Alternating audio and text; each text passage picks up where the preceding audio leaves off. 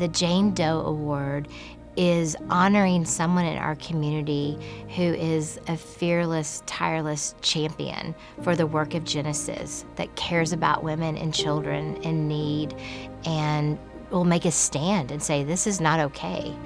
And oftentimes it's not their job, but they're in the community and they are doing something big.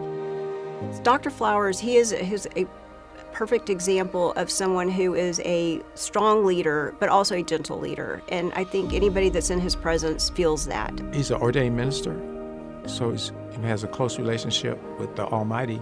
His wisdom and his kindness and his conviction pull you in. One of the things I really love about Dr. Flowers is that he is patient, non-judgmental, and really wants to see you grow and be better because his heart is for people. And I think that just manifests in the work that he does. So St. Philip's started off as a church, and they had an after-school program for kids, and it eventually grew into a school. Next year we'll be celebrating 80 years of St. Philip's, and Dr. Flowers has been a part of that for over 40 of those years. His story was so rich about St. Philip's, and then what they're doing in the community to renovate the community has been great, because when you go over there now, it's completely different.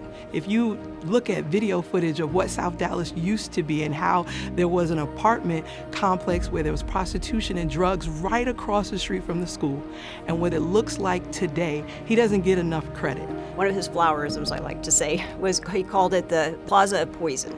Now it's the Plaza of Promise. It's not there anymore. It has been torn down. St. Philip's now owns that property. That was the first transformation on that. Gave the neighborhood so much hope. Because of the work of Dr. Flowers, so much change in South Dallas, providing affordable housing. There's a food pantry, along with just revitalization on MLK because of the great work of Ruthie's and Genesis Shelter that'll be coming, along with Baylor Scott and White. So just kind of changing the environment, changing the shape of South Dallas, and making it a total community for all without leaving out the residents who are already there. Healthy families matter, and Genesis is about healthy families. Dr. Flowers, St. Philip's, the community center, the food pantry, all the things that are happening around there, that is for healthy families. And when there are healthy families, there's a healthy community. And when we have a healthy community, everything works better.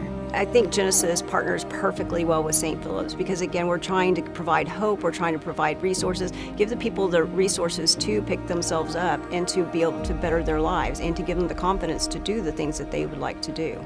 But when we think about what Dr. Flowers is doing, it just makes sense, right?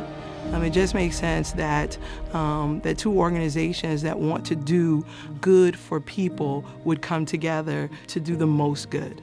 He knew what he wanted to do for the community, and he began to see, well, hey, I can make a difference. And I'm sure if St. Philip's looks back, Dr. Flowers will be able to say, yes, we made a difference.